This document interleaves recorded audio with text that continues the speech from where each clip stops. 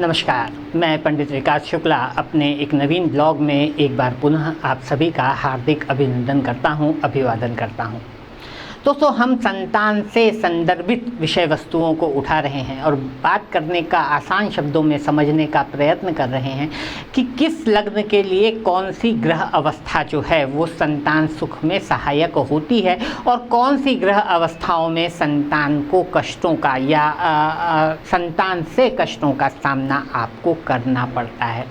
मेष लग्न से लगाकर मिथुन लग्न तक की बात हमने अपने पिछले अंक में कर ली थी। कर्क लग्न से आज की बात का आगाज करेंगे। यदि आपके जन्मांग चक्र में आपका लग्न कर्क है तो आपके पंचम भाव में जो राशि पड़ेगी वो पड़ेगी वृश्चिक, अर्थात आपके संतान भाव का जो स्वामी बनेगा वो बनेगा मंगल। मैंने बार बार कहा कि भावात भावम का सिद्धांत बहुत अधिक महत्वपूर्ण है, तो पंचम से पंचम अर्थात भाग्य भाव की राशि को भी हमें उतनी ही गंभीरता से देखना होगा जितना कि पंचम भाव में पड़ रही राशि को, और भाग्य भाव में आपके पड़ रही है मीन राशि जिसका कि अधिपति है बृहस्पति। बृहस्पति स्वयं संतान का कारक भी है। कर्क लग्न वालों के लिए मंगल और बृहस्पति का संयोग, एक दूसरे का दृष्टि संबंध बहुत ही समर्पित, बहुत ही प्रखर, बहुत ही ओजस्वी, बहुत ही यशस्वी संतान की उत्पत्ति का कारण बन सकता है। देखना यह है कि ये योग कहाँ बन रहा है। यदि केंद्र या त्रिकोण में बन रहा हो तो बहुत अधिक शुभ है। मंगल का सप्तम भाव में बैठना भी कर्क लग्न के लिए बहुत शुभ है। इसका लग्न स्थान पर बैठना भी संतान के लिए बहुत शुभ है, और दशम भाव में जाकर तो मंगल स्वग्रही ही हो जाता है, साथ ही दिग्बल भी प्राप्त करता है। तो किसी भी केंद्र या त्रिकोण में आपकी कुंडली में मंगल बैठा हो और बृहस्पति से संबंध बना रहा हो तो ये संतान के लिए बहुत ही अच्छा संकेत है। नकारात्मक क्या है? नकारात्मक है मंगल का छठे, आठवें या 12वें भाव में जाना। इसमें से भी जो सबसे अधिक मंगल नकारात्मक फल प्रदान करेगा वो प्रदान करेगा अष्टम भाव पर जाकर, क्योंकि वहाँ पर उसके प्रबलतम शत्रु कुंभ की राशि पड़ रही है। इस तरह व्यय भाव में गया हुआ मंगल भी बहुत ही नकारात्मक फल प्रदान करेगा, क्योंकि वहाँ पर बुध की राशि है। बुध की राशि में अष्टम भाव और व्यय भाव में संतान सुख के लिए कर्क लग्न के जातकों का मंगल जो है वो संस्थित नहीं होना चाहिए। द्वितीय भाव में भी मंगल के शुभ फल देखे गए हैं। जहाँ तक पाप ग्रहों का सवाल है तो शनि और राहु का किसी भी तरह का संबंध यदि पंचम भाव से, भाग्य भाव से, मंगल से या गुरु से बन रहा हो तो वो संतान के लिए पीड़ादायक परिस्थितियाँ उपस्थित कर सकता है। अब बात करें सिंह लग्न की। सिंह लग्न में बृहस्पति ही जो कि संतान का कारक है वही पंचमेश बनता है। इस लग्न की कुंडली में बहुत अधिक सूक्ष्मता से, बहुत अधिक बारीकी से बृहस्पति के अध्ययन की आवश्यकता पड़ती है, क्योंकि न सिर्फ वो कारक है अपितु स्थान का स्वामी भी है। तो बृहस्पति के थोड़ा भी पाप प्रभाव में आ जाने से, यदि षड्वर्गों में वो गिर गया है, अष्टक वर्ग में जहाँ बैठा है, कम बिंदु प्राप्त हैं, तो संतान पर बहुत अधिक नकारात्मक प्रभाव आ सकता है। लेकिन यही बृहस्पति यदि अपनी उच्च राशि स्वराशि में चला गया है, शुभ स्थानों पर चला गया है, शुभ वर्गों में बैठा हुआ है, अष्टक वर्ग में अच्छे बिंदु लेकर बैठा हुआ है, तो निश्चित रूप से यही बृहस्पति आपकी संतान को पूर्ण यशस्विता प्रदान कर सकता है।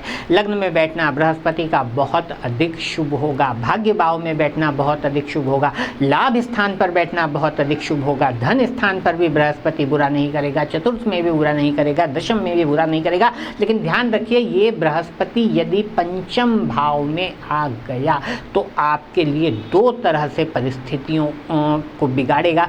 पहला है कि कारको भावनाशाय का सिद्धांत लागू हो जाएगा, कारक होकर भाव में बैठेगा। और दूसरा ये है कि बृहस्पति के विषय में जो एक प्रचलित है कि जिस भाव में बैठता है उसकी हानि करता है। तो पंचम भाव में यदि बृहस्पति सिंह लग्न की कुंडली में संस्थित है और वो थोड़ा भी पाप प्रभाव में आ गया है तो फिर संतान के लिए बहुत अधिक कष्ट, दिक्कतों का सामना ऐसा बृहस्पति करवाएगा। और कहना नहीं चाहता, लेकिन फिर भी मैंने देखा है कि यदि बृहस्पति पंचम भाव में संस्थित हो तो कई बार जो है वो विकलांग संतान या ऐसी संतान जो हमेशा बिस्तर पर ही पड़ी रहे उसकी उत्पत्ति का कारण बनता है यदि यहाँ धनु राशि पड़ रही हो, मीन राशि पड़ रही हो या बृहस्पति की उच्च राशि कर्क पड़ रही हो। अगली राशि और लग्न जिसके संतान के बारे में हम आज बात करेंगे वो है कन्या। कन्या लग्न में जो पंचम भाव में राशि पड़ रही है वो पड़ रही है शनि की गौण राशि मकर, और जो भाग्य भाव में राशि पड़ रही है वो पड़ रही है शुक्र की गौण राशि वृषभ।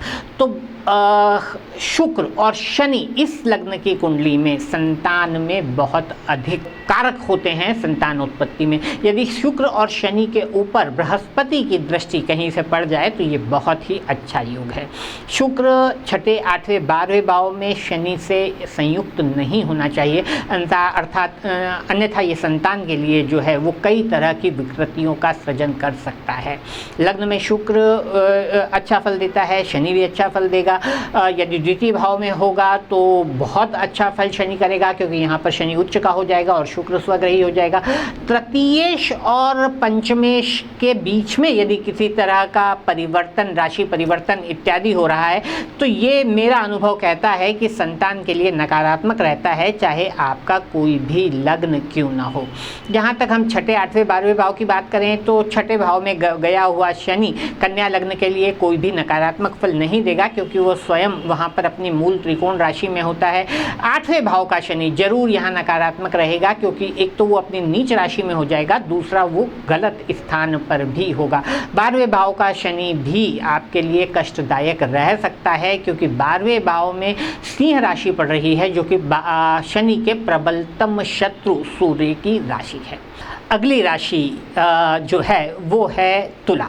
तुला लग्न या राशि के लिए कैसा रहेगा संतान सुख, तो देखना क्या महत्वपूर्ण है। सबसे पहले पंचम भाव। पंचम भाव में आपके आ रही है शनि की मूल त्रिकोण राशि कुंभ। आपके भाग्य भाव में राशि जो पड़ रही है वो पड़ रही है मिथुन और शुक्र लग्नेश है। प्रबलतम मित्र बुध, शुक्र और शनि यदि किसी तरह से संयुक्त इस कुंडली में हो जाएं तो संतान के भाग्य में 4 चांद लगा देते हैं। शनि की स्थिति का अवलोकन सूक्ष्मता से जरूरी है। यहाँ पर यदि शनि छठे भाव में गया हुआ हो तो बहुत अधिक नकारात्मक फल प्रदान नहीं करेगा, सिर्फ संतान से कुछ वैचारिक मतभेद तक ही जो है वो नकारात्मकता सीमित रह जाएगी। तुला लग्न की कुंडली में मैंने अष्टम भाव में गए हुए शनि को भी संतान के लिए बहुत अधिक नकारात्मक नहीं पाया है। प्रायः मैंने देखा है कि तुला लग्न में यदि अष्टम भाव में शनि हो तो संतान आसानी से हो जाती है और दीर्घजीवी भी होती है। कन्या राशि में यदि व्यय भाव में शनि चला जाए तो थोड़ी सी परिस्थितियां मुश्किल हो जाएंगी। संतान जो है वो भौतिक, भौगोलिक और मानसिक रूप से आपसे दूरी बनाकर रखेगी। लग्न में शनि हो बहुत अधिक शुभ फल प्रदान करेगा। पंचम भाव में स्वग्रही शनि भी इस लग्न के लिए ठीक है, भाग्य का शनि ठीक है। सप्तम भाव में यद्यपि शनि नीच का हो जाएगा फिर भी जो है वो संतान को कोई नकारात्मक फल परिलक्षित नहीं करेगा। मंगल का प्रभाव जरूर कष्टदायक हो सकता है यदि वो किसी तरह से शनि को प्रभावित कर ले। मैंने वैवाहिक विलंब वाले ब्लॉग्स में भी आपको समझाया था कि शनि मंगल का संबंध यदि किसी कुंडली में बन रहा हो तो उनमें से जो भी भाव का में पड़ेगी शनि या मंगल की राशि और ये दोनों आपस में संबंध बना रहे हो तो उस भाव में जो जीवित वस्तुएं हैं जिनका विचार किया जाता है ये उनके लिए बहुत अधिक नकारात्मक होती है। तो तुला लग्न की कुंडली में शनि मंगल का परस्पर संबंध नहीं बनना चाहिए। अगले लग्न या राशि की बात कर लें और वो है वृश्चिक। वृश्चिक लग्न में भी पंचमेश जो है वो बृहस्पति ही बनता है जो कि संतान का कारक भी है। आपकी कुंडली में पंचम से पंचम अर्थात भाग्य भाव का स्वामी चंद्रमा बनता है, लेकिन यदि चंद्र और बृहस्पति का संयोग पंचम भाव में बन रहा हो, सो कॉल्ड गजकेसरी योग यदि पंचम भाव में बन रहा हो तो ये संतान के लिए बहुत अधिक नकारात्मक रहेगा। इस बात को नोट कर लीजिए। कारको भाव नाशाय लागू होगा पंचम भाव में बृहस्पति के आने से, साथ ही साथ स्थान हानि करो जीवा का सिद्धांत भी पंचम भाव के में बृहस्पति बृहस्पति के आने से लागू हो जाएगा। इसके अतिरिक्त बृहस्पति किसी अन्य केंद्र या त्रिकोण में संस्थित हो तो आपकी संतान के लिए बहुत अधिक शुभ रहेगा। मंगल तथा बृहस्पति का परस्पर संबंध आपकी संतान के लिए बहुत अधिक शुभ रहेगा। छठे, आठवें, 12वें भाव की बात कर ले तो छठे भाव में मेष राशि पड़ेगी। यहाँ बृहस्पति यदि गया हुआ है तो छठे भाव में होने के बावजूद भी संतान के लिए कष्टदायक नहीं है। आठवें भाव का बृहस्पति और 12वें भाव का बृहस्पति जरूर संतान को कुछ कष्ट दे सकता है। अष्टम भाव में मिथुन राशि पड़ेगी जिसमें कि बृहस्पति कोई बहुत अधिक कंफर्टेबल फील नहीं करता, और 12वें भाव में तो उसके प्रबलतम शत्रु शुक्र की राशि तुला पड़ेगी, और तुला राशि का बृहस्पति भी कोई बहुत अधिक अच्छे फल प्रदान करते हुए मैंने अपने अनुभवों में नहीं पाया है। 4 लग्न और बचे हैं, धनु, मकर, कुंभ और मीन। इनकी चर्चा हम अपने अगले अंक के लिए स्थगित रखते हैं। तब तक के लिए नमस्कार।